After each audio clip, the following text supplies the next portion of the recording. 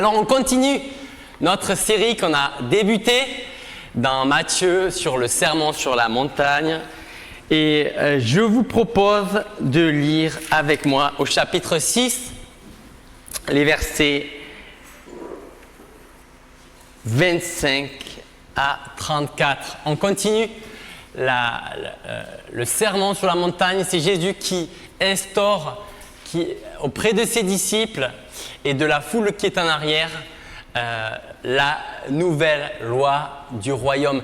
Déjà, Moïse, des siècles, des millénaires, avait été allé à la montagne pour recevoir la loi du Seigneur. Cette fois-ci, Jésus qui monte sur la montagne pour non pas recevoir la loi de Dieu, mais la donner. C'est dire la prétention de Jésus pour ce qu'il est, à la fois homme, mais surtout Dieu. Je vous invite à lire avec moi chapitre 6, les versets 25 et suivants. C'est pourquoi je vous dis, ne vous inquiétez pas de ce que vous mangerez et boirez pour vivre, ni ce dont vous habillerez votre corps. La vie n'est-elle pas plus que la nourriture et le corps plus que le vêtement? Regardez les oiseaux du ciel. Ils ne sèment pas et ne moissonnent pas. Ils n'amassent rien dans des greniers et votre Père céleste les nourrit. Ne valez-vous pas beaucoup plus qu'eux? Qui de vous, par ses inquiétudes, peut ajouter un instant à la durée de sa vie? Et pourquoi vous inquiétez-vous au sujet du vêtement? Étudiez comment poussent les plus belles fleurs des champs. Elles ne travaillent et ne tissent. Cependant, je vous dis que Salomon lui-même, dans toute sa gloire, n'a pas eu d'aussi belle tenue que l'une d'elles. Si Dieu habille ainsi l'herbe des champs, qui existe aujourd'hui et qui demain sera jetée au feu, ne le fera-t-il pas bien plus volontiers pour vous, gens de peu de foi? Ne vous inquiétez donc pas et ne dites pas que mangerons-nous, que boirons-nous, avec quoi nous habillerons-nous? En effet, tout cela, ce sont les membres des autres peuples qui le recherchent. Or, votre Père céleste sait que vous en avez besoin. Recherchez d'abord le royaume et la justice de Dieu, et tout cela vous sera donné en plus. Ne vous inquiétez donc pas du lendemain, car le lendemain prendra soin de lui-même. À chaque jour suffit sa peine. Déjà, nous avons presque à son écoute, déjà beaucoup à méditer. Ce matin, j'aimerais vous poser une question, mes amis. Est-ce que d'après vous, l'ambition est une qualité? Vous avez le droit de répondre, ce n'est pas une question rhétorique. Hein. Vous savez, dans une église où il y a 500 personnes, là, on est entre nous. Vous avez le droit de répondre. Est-ce que l'ambition, d'après vous, est une qualité? Oui? Oui et non. D'accord. Oui? Ça dépend sur quoi elle repose. Bon, je vois que je peux me rasseoir, non? Est-ce qu'on est ambitieux, mes amis? Est-ce une qualité ou un défaut? On voit que c'est partagé. Hein? On entend oui, on entend non. Et en fait, on voit à peu près où on s'en va. Alors, je vous propose une petite définition du Larousse. Le Larousse, il dit, c'est le désir ardent de posséder quelque chose, de parvenir à faire quelque chose. On voit qu'il n'y a pas forcément de côté négatif. Mais aussi, il y a une autre définition juste en dessous, on voit que c'est le désir ardent de gloire, d'honneur et de réussite sociale. Là, on voit que c'est plutôt synonyme, le Larousse a donné un synonyme, c'est convoitise. Alors, si on est honnête, l'ambition n'a pas a priori toujours bonne presse. quand on parle d'ambition, je ne sais pas si vous avez en tête, mais moi j'ai en tête la personne ambitieuse, vous savez, avec une expression bien connue, qui a les dents qui rayent le parquet. Je ne sais pas si vous voyez ce que ça veut dire. Il en veut, il est prêt à tout pour avoir de l'avancement. Pourtant, dans les faits, de manière pratique, tout le monde recherche quelque chose, court après des projets de vie, une ambition. Et c'est même bizarre de penser que, c'est même pas naturel de penser qu'on puisse vivre sans but, se laisser aller au gré des circonstances, un peu comme un plancton dans la mer qui naviguerait en fonction du courant de l'eau. L'ambition n'est réellement mauvais, un peu comme disait Johan, que sur quoi elle se fixe, sur quel projet elle se fixe. Et on voit que parfois il peut y avoir des motifs égoïstes où l'autre est instrumentalisé à notre bienfait. Mais on voit que l'ambition peut avoir d'autres objectifs. L'ambition, elle n'est pas toujours mauvaise, pas toujours malsaine. Elle peut même se fixer sur des buts louables.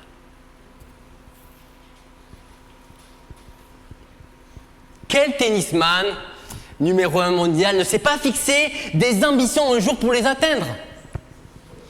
Quel pianiste virtuose ne s'est pas fixé des ambitions pour aussi atteindre?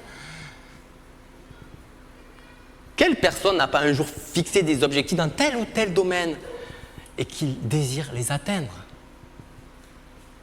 Tous les humains sont en recherche, tous se donnent des projets de vie, une ambition pour leur existence.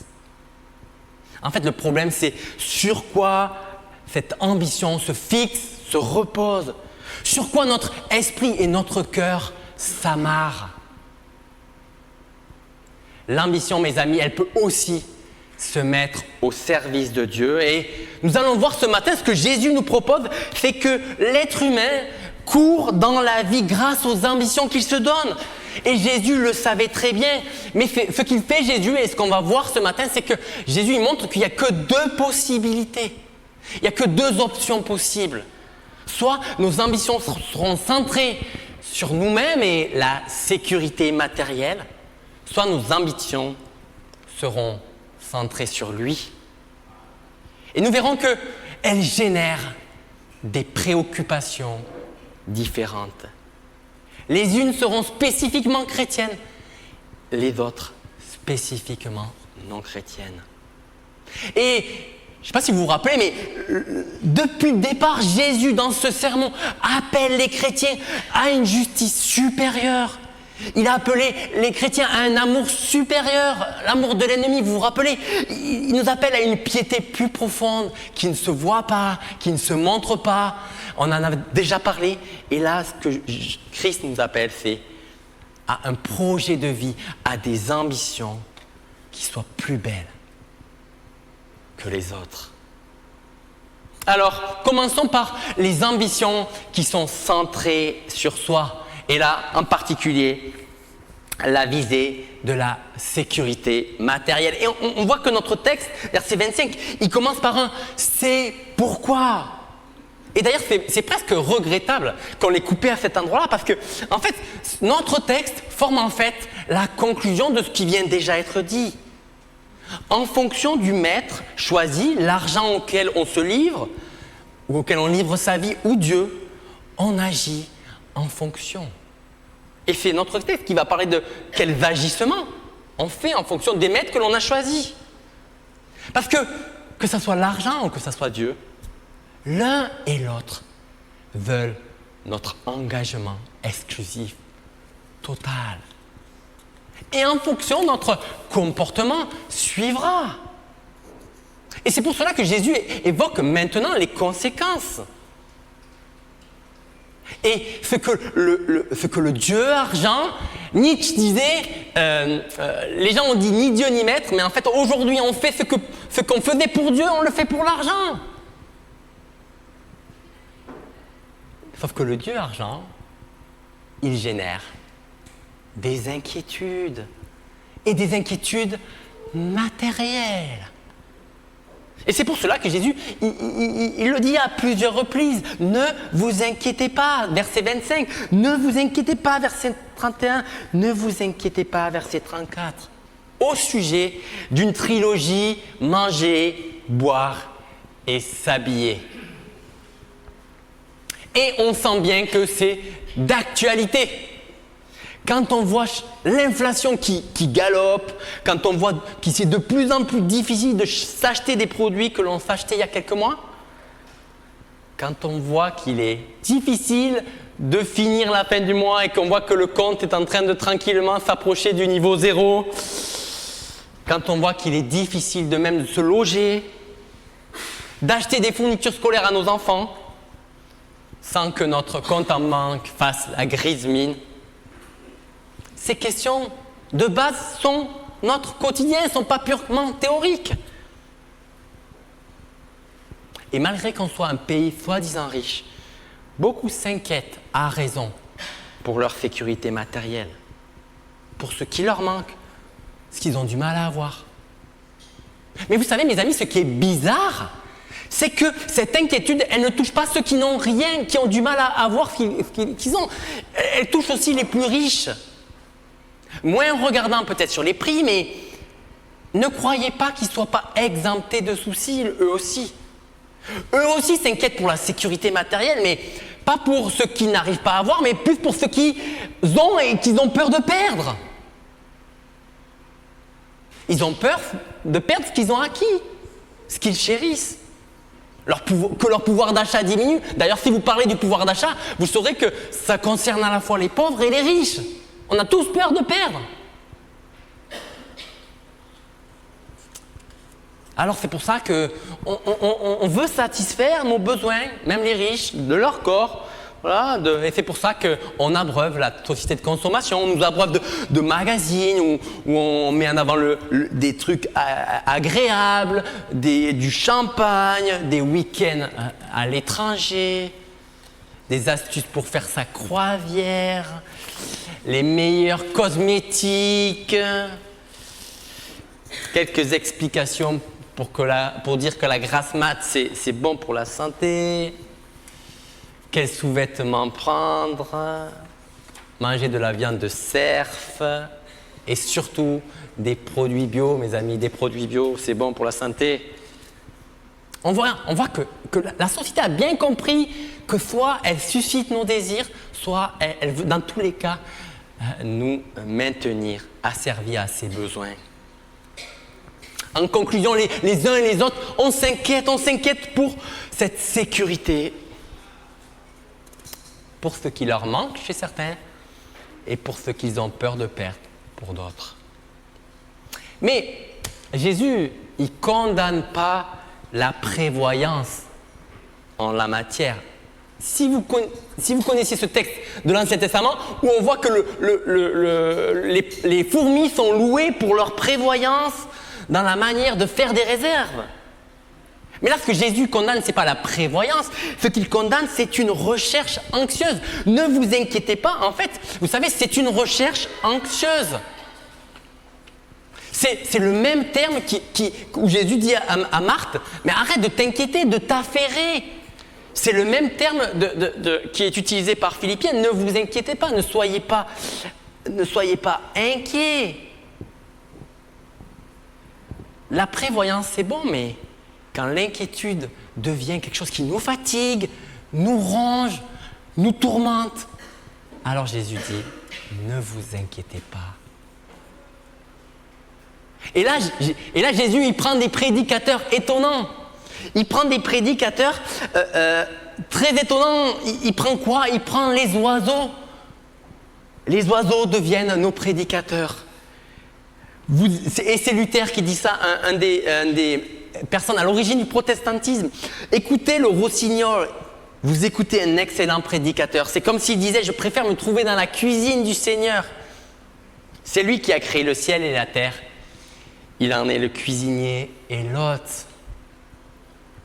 Les oiseaux, les fleurs n'ont pas de père et pourtant, en tant que créateur, Dieu en prend soin.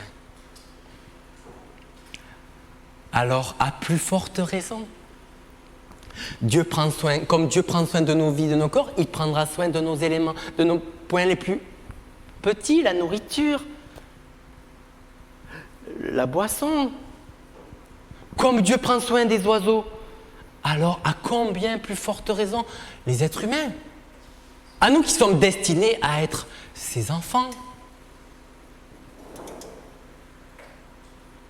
Mais il ne faudrait pas se tromper, les amis, de quelle manière Dieu prend soin de nous. Les chrétiens ne sont pas, et j'aimerais faire 3 petites remarques, les chrétiens ne sont pas exemptés de la nécessité de travailler, de gagner leur vie. Et là, ils ne sont pas en mode je me place dans le fauteuil, je tourne les pouces, Dieu va s'occuper de moi. L'apôtre Paul, qui est l'ami de Jésus, il le dit, si quelqu'un ne veut pas travailler, qu'il ne mange pas non plus. Jésus d'ailleurs, à proprement parler, nous parle de la capacité de Dieu à pourvoir aux besoins des hommes par les oiseaux, mais on voit que les oiseaux eux-mêmes, Dieu ne les nourrit pas en leur donnant une main pleine. Non, eux-mêmes, ils vont chercher dans la nature pour se nourrir. Dieu, il a donné le cadre favorable pour que les oiseaux puissent aller se nourrir. En tant qu'humain, Dieu requiert aussi notre coopération. D'ailleurs, il y a un missionnaire même, Hudson Taylor, je ne sais pas si vous le connaissez, qui est un grand missionnaire en Chine. Et un jour, il était dans un bateau, il était en partant sans doute pour la Chine et il a fait naufrage et il ne voulait pas prendre un gilet de sauvetage en plein naufrage parce qu'il disait que ça serait un manque de foi. Et après, plus tard, il a reconnu son erreur, il a dit mais le recours à des moyens disponibles n'amoindrit pas nécessairement notre foi en Dieu. Au contraire, notre foi en Dieu ne doit pas nous empêcher d'utiliser les moyens qu'il nous a donnés pour accomplir ses desseins. C'est comme si le chrétien qui ne veut pas se faire soigner d'une maladie par les médecins, parce que soi-disant il manquerait de foi dans la guérison divine. Non, Dieu aussi nous a fait la grâce avec des êtres humains capables, créés à son image, avec la capacité de réparer. Les chrétiens ne sont pas dispensés d'agir de manière responsable. Mais on voit aussi que les chrétiens ne sont pas aussi ne doivent pas éviter de prendre leurs responsabilités également. Ça, c'est ma deuxième remarque. Comment se fait-il que la promesse de Dieu de nourrir et de vêtir ses enfants, et qu'il y ait tant de personnes dans le monde, tant d'hommes et de femmes qui soient sous-alimentés et mal vêtus, mes amis? Ça serait un peu facile de dire que, et même je dirais léger, un peu cruel, de dire qu'en fait c'est tous des incroyants. On sait qu'il y a des chrétiens qui vivent dans des parties du monde, dans des régions frappées par la famine et par la misère. Alors comment se fait-il? Comment ça se fait? Alors, je pense que la question est délicate, mais il nous faut nous y atteler.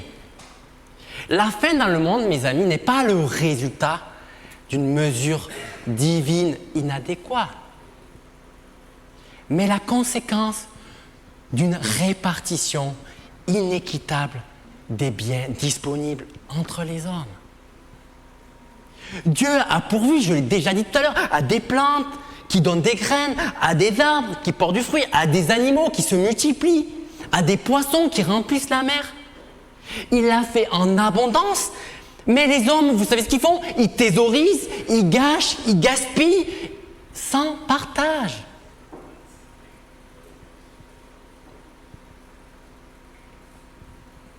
Le fait qu'ils nourrissent et habillent les enfants ne nous dispense pas de notre responsabilité d'être agents de sa grâce. D'ailleurs, au chapitre 25 de Matthieu, on voit, donc après notre texte, on voit que Jésus nous demandera de nourrir nous-mêmes, nous les chrétiens, les affamés, et de vêtir ceux qui sont nus. Vous voyez, Dieu nous associe à la responsabilité également. Mais il y a une troisième remarque. L'expérience de la difficulté, mes amis, n'est pas épargnée aux croyants. Être libre de l'inquiétude anxieuse pour les besoins matériels, je veux le répéter, ne signifie pas que vous n'aurez pas de difficultés. Jésus ne vous donne pas un totem d'immunité contre toute infortune. D'ailleurs, le malheur se lit entre les lignes dans notre texte. Verset 30. L'herbe sera jetée au feu, brûlée, coupée. Un peu plus tard dans notre texte, dans Matthieu, on voit même que des moineaux n'en finissent pas moins de tomber par terre, chapitre 10, verset 29, et d'être tués. Jésus n'a pas promis qu'il ne tomberait pas un jour, mais que cela ne se ferait pas sans son consentement. Mes amis, des personnes, des avions tombent, la loi de la gravité n'est pas suspendue à cause de nous, mais ces événements n'échappent pas à notre Dieu. D'ailleurs, une raison de plus de ne pas s'inquiéter, c'est qu'à chaque jour suffit sa peine. On voit qu'il y a bien de la peine ici-bas, du mal sous le soleil. Celui-ci existe bel et bien. Être libéré de cette inquiétude anxieuse n'est pas une assurance touristique contre le fait que la peine arrivera parfois.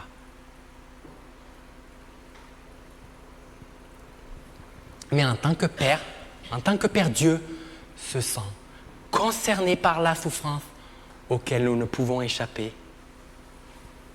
Tout concourt au bien de ceux qui aiment Dieu, ceux qui sont appelés selon son dessein, nous dit Paul. Un théologien qui a vécu la Seconde Guerre mondiale et qui prêchait ce texte quelques années après la fin de la guerre et qui se souvenait dans sa tête des hurlements des sirènes qui précédaient les raids aériens, qui annonçaient beaucoup de morts et de dévastation. C'est aussi le sentiment de personnes aujourd'hui, de chrétiens ukrainiens ce qu'ils ont vécu ces derniers mois. Qu'est-ce que pouvait bien dire pour eux être libérés de toute inquiétude? Et ce pasteur, ce théologien, lui-même dit, mais qu'est-ce que ça peut bien vouloir dire que d'être totalement libérés de nos inquiétudes? Nous avons entendu des maisons en proie aux flammes s'effondrer. Nos yeux ont vu et nos oreilles ont entendu l'horreur de la destruction. L'appel à considérer les oiseaux du ciel et les plantes, est-ce que ce n'est pas un appel qui est creux, qui est même déplacé? Mais cet homme s'arrête, poursuit et, après sans doute une méditation profonde, s'arrête et regarde l'homme qui est en train de parler. L'homme dont l'existence a été tissée d'autre chose que de chants joyeux et de fleurettes. Nous devons l'écouter parler lorsqu'il nous donne les exemples des oiseaux du ciel et des fleurs des champs parce que, vous savez, il prononce ce sermon sur la montagne, mais il sait déjà, connaît déjà l'issue de sa vie. La croix apparaît déjà en filigrane. Pour nous qui connaissons le Père révélé dans la personne du Christ et dans sa mort sur la croix, nous avons toute raison de lui faire confiance. Jésus de conclure, être inquiet pour les choses matérielles au point qu'elles nous rongent, qu'elles accaparent toute notre attention, notre énergie et qu'elles nous accablent d'anxiété, est une attitude, mes amis, qui démasque un manque de foi, gens de peu de foi, mais aussi une certaine manque de sagesse, car à chaque jour suffit sa peine. Mais peut-on réellement faire confiance à Jésus? J'aimerais vous partager un petit témoignage. J'ai une amie qui est missionnaire. Et un jour, elle n'est pas missionnaire loin, hein, elle est missionnaire, elle est missionnaire en France. Et avant de partir, un jour, il y a une sœur de l'église qui lui a donné une enveloppe avec de l'argent. Et cette sœur lui a dit, c'est le Seigneur, c'est sa parole. Voilà, il lui a dit, grosso modo, voilà, le Seigneur lui a dit qu'il fallait qu'elle lui donne cette enveloppe avant son départ en voyage. Alors qu'elle prenait l'avion, elle est interceptée, parce qu'elle faisait vous savez, une escale dans un pays étranger, interceptée par la douane dans le pays étranger, et il y a un problème de visa. D'ailleurs, qui n'est pas de son fait. Vous connaissez les problématiques liées à la France. Souvent, le visa est expiré quand vous commencez à partir. Lenteur administrative. Alors que l'entretien se déroule très mal et qu'elle est terrifiée par la situation, les douaniers du pays en question, qui sont intransigeants, on est en Allemagne, ont demandé de payer, désolé Cécilia, ont demandé de payer une pénalité pour ce problème de visa. La pénalité, mes amis, elle est du montant de ce qu'il y a dans l'enveloppe. Alors, à donner l'enveloppe, quelle grâce, Dieu prend soin de cette missionnaire jusque dans les moindres détails. C'était sûr, Dieu voulait qu'elle s'en souvienne pour son ministère. Mes amis, quelles que soient nos inquiétudes, pour nos besoins quotidiens, quels que soient nos défis, sachez que Dieu veut prendre soin de vous d'une manière ou d'une autre. Vous pouvez lui faire confiance. No stress, vous pouvez planifier, vous pouvez réfléchir, vous pouvez être organisé, mais ne vous morfondez pas. Votre Père Céleste prend soin de vous. Mais par-dessus tout, ce qu'il désire, c'est que notre ambition, notre préoccupation soit tournée sur autre chose. Non juste comme les non-croyants vers juste des sécurités matérielles, mais vers le royaume de Dieu et sa justice. Et c'est le point numéro 2. Visez le royaume et sa justice. On peut relire ensemble les versets 31 à 33. Ne vous inquiétez donc pas et ne dites pas que mangerons-nous, que boirons-nous, avec quoi nous habillerons-nous. En effet, tout cela, ce sont les membres des autres peuples qui le recherchent. Or, votre Père Céleste sait que vous en avez besoin. Recherchez d'abord le royaume et la justice de Dieu et tout cela vous sera donné en plus. Ne vous inquiétez donc pas du lendemain. Le lendemain aura soin de lui-même, à chaque jour suffit sa peine. Mes amis, au lieu de vous préoccuper, de vous inquiéter des sécurités matérielles, inquiétez-vous du royaume. D'ailleurs, les termes rechercher et s'inquiéter, c'est presque similaire, c'est presque interchangeable. Et cette préoccupation qui nous pèse pour les biens matériels, elle est impropre et indigne pour nous, les amis, pour les croyants, pour les chrétiens. Vous savez, mes amis, moi j'ai un ami que je connais bien, qui est un de mes clients, à chaque fois qu'il me parle, c'est pour se mettre à l'abri. Mais c'est normal. C'est normal, c'est son quotidien, c'est sa crainte. Mais on est invité à autre chose, mes amis. Autre chose. À se préoccuper d'autre chose. Nos ambitions doivent changer d'objet et se tourner vers Dieu lui-même. Vers son royaume, vers sa justice. C'est ça qui fera de nous, mes amis, le ciel et la terre qu'on a déjà évoqué. Et qu'est-ce que ça veut dire que chercher le royaume de Dieu d'abord? C'est vivre sous Jésus comme roi, tout simplement. C'est-à-dire vivre sous toutes ses exigences. Si nous considérons comme son peuple, voilà, c'est vivre sous son exigence. Et c'est pas oublier qu'il veut nous bénir, nous aussi, sans mesure. Mais pour vivre sous ses exigences, encore faudrait-il les connaître. Si vous êtes ici et que vous dites chrétien, alors il faut connaître que Jésus le roi veut pour votre famille, pour votre couple, pour vos enfants, pour votre travail, en matière de pour votre vie sexuelle, pour votre moralité dans les affaires, pour votre vie professionnelle. Ce que vous faites avec votre compte en banque, comment vous déclarez vos impôts, comment vous vivez en tant que citoyen ici à Toulouse. Ne croyez pas qu'il y ait une seule chose que Jésus ne soit pas intéressé dans votre vie. Et d'un côté, je ne sais pas comment vous percevez ça, mais ça pourrait être un peu tyrannique de devoir se replacer sous un roi pour lequel on a déjà coupé la tête il y a quelques siècles. Mais ce roi, mes amis, il a des exigences. qui sont véritablement excellentes. Le problème souvent, c'est qu'on ne les connaît pas et on ne sait même pas, quand parfois on les connaît, on ne sait même pas pourquoi il nous les a donnés. Notre roi veut notre bien. Pas juste un bien, un petit bien là, il veut un bien total. Il est notre Père céleste qui nous aime. Et si vous n'avez pas eu des parents aimants qui n'ont pas pris soin de vous, ne les prenez pas comme exemple de ce Père qui vous aime et qui veut votre bien de manière suprême.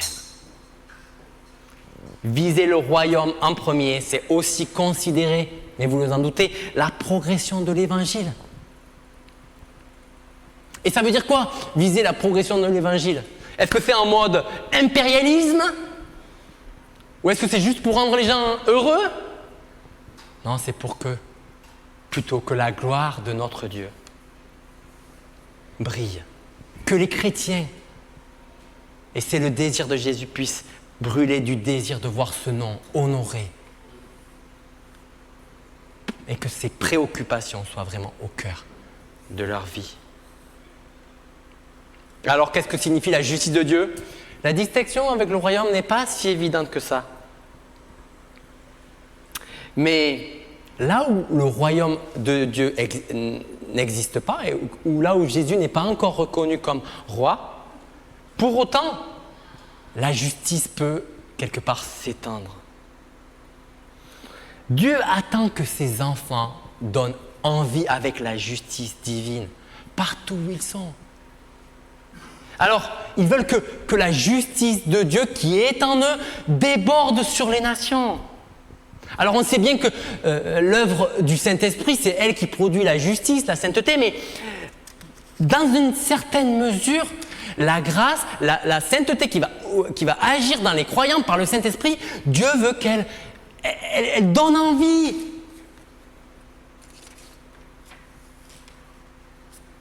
Que les hommes voient nos belles œuvres et glorifient notre Dieu.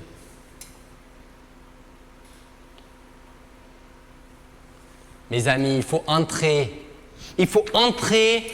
dans la dynamique de l'Évangile que Jésus nous annonce. Vous savez, nos vies sont stressantes, faites de multiples et de nombreuses grandes et petites inquiétudes. Familiales, santé, travail. Et c'est notre quotidien. Mais Jésus, vous avez vu comment il répond? Il répond par un portrait apaisé de Dieu qui prend soin jour après jour de sa création, au rythme de la nature, jour après jour, saison après saison. Jésus ne nous dit pas « t'inquiète pas ». Le « t'inquiète pas » de Jésus, il n'est pas détaché de Jésus et du Père Céleste. T'inquiète pas, ça ne signifie rien pour Jésus. Car il y a toutes les raisons objectivement de s'inquiéter. Pour nos enfants, on l'a vu.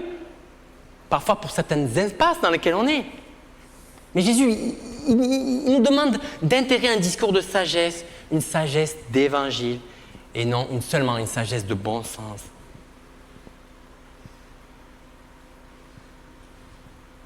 Jésus veut que nous déplacions nos préoccupations.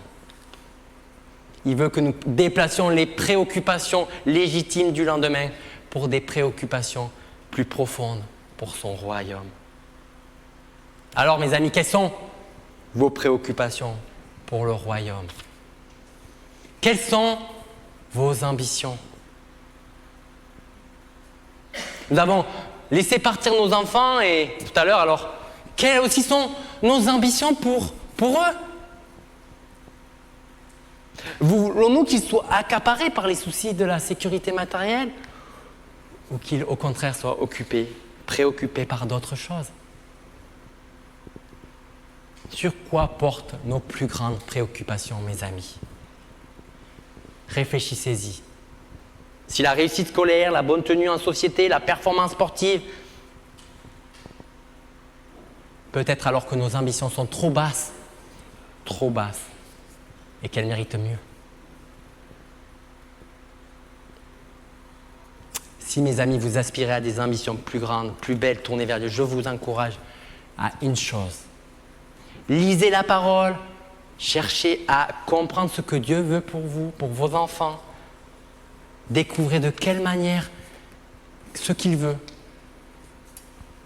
Mais aussi, mes amis, regardez comment les hommes et des femmes simples qui ont eu de grandes ambitions ont trouvé un bonheur sans mesure avec Dieu. Mes amis, lisez des biographies de gens qui ont eu des ambitions pour le royaume. Lisez. Et soyez contaminés par leurs ambitions. Je suis en train de lire un témoignage d'un homme où le titre c'est « Dieu dirige mes affaires ». Et je suis particulièrement touché de voir avec la manière comment Dieu a agi. Et pourtant, il y a eu des hauts, des bas, des trucs profonds. Il a raté des trucs, mais ses ambitions, elles étaient grandes. Même si au début, elles étaient basses.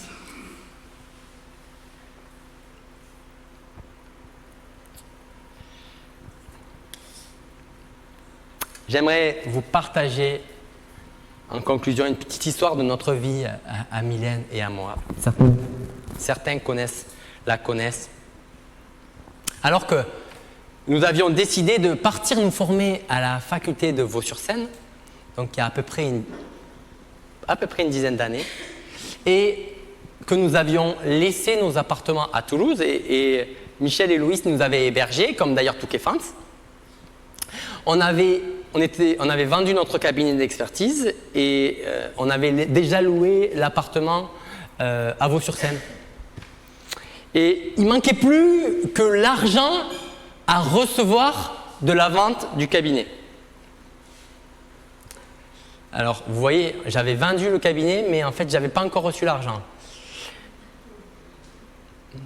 Entre nous, juste entre nous, tout le monde s'inquiétait, il n'y avait que moi qui ne m'inquiétais pas.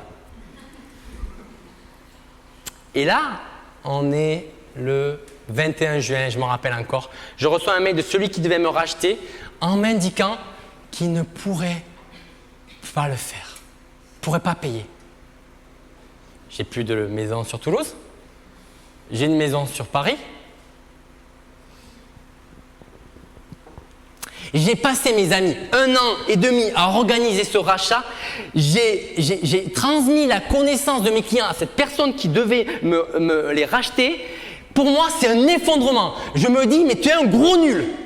Tu es incapable. Après 1 an et demi, toi qui es le professionnel de la transmission, de la cession d'entreprise, tu passes 1 an et demi, tu transfères les clients à quelqu'un et il n'est même pas capable. Une semaine que tu pars, tu vas partir dans une semaine à Paris. Pour moi, c'est l'effondrement. Tous mes calculs avaient foiré. Moi, le spécialiste. À ce moment, mes amis, je suis littéralement perdu. J'ose même pas en parler à ma femme. Bon, au bout de 3 minutes, elle voit que je suis blanc. J'ai passé toutes les couleurs de l'arc-en-ciel. Elle comprend vite qu'il y a un problème. Alors, je m'inquiète terriblement pour ma sécurité financière. Je me dis, mais comment on va faire? Tu as manqué de sagesse. Mais juste avant de m'endormir, j'ai cette pensée. Ça dépend de la culture. Hein. Certains diront « Dieu m'a parlé », d'autres diront voilà, mais en tout cas, c'est sûr que ça vient de Dieu. Si tu crois que j'ai tout créé à partir de rien et que j'ai ressuscité Jésus d'entre les morts, la vente d'un cabinet, ça devrait être dans mes cordes. Je m'endors le jour même avec ça. Eh bien, mes amis, vous pouvez le croire, 1 mois après, tout ce que j'avais échoué à faire pendant 1 an et demi, Dieu l'a fait en 1 mois. J'ai vendu mon cabinet dans des meilleures conditions, justement grâce à ce travail que j'avais fait avec cette personne. Il y a un grand cabinet qui a repris uniquement parce qu'il y avait cette transmission de clients avec cette personne qui a été lui-même repris avec eux. Dieu a répondu. Dieu a fait mieux que moi. Dieu a fait mieux que moi, mes amis. Mes amis, notre foi est faible et nous ne voudrions pas que vous croyiez que nous sommes des héros de la foi. Mais nous avons reçu une bonne leçon avant de nous engager pour le Seigneur. Dieu prend soin de nous et il prend aussi soin de vous.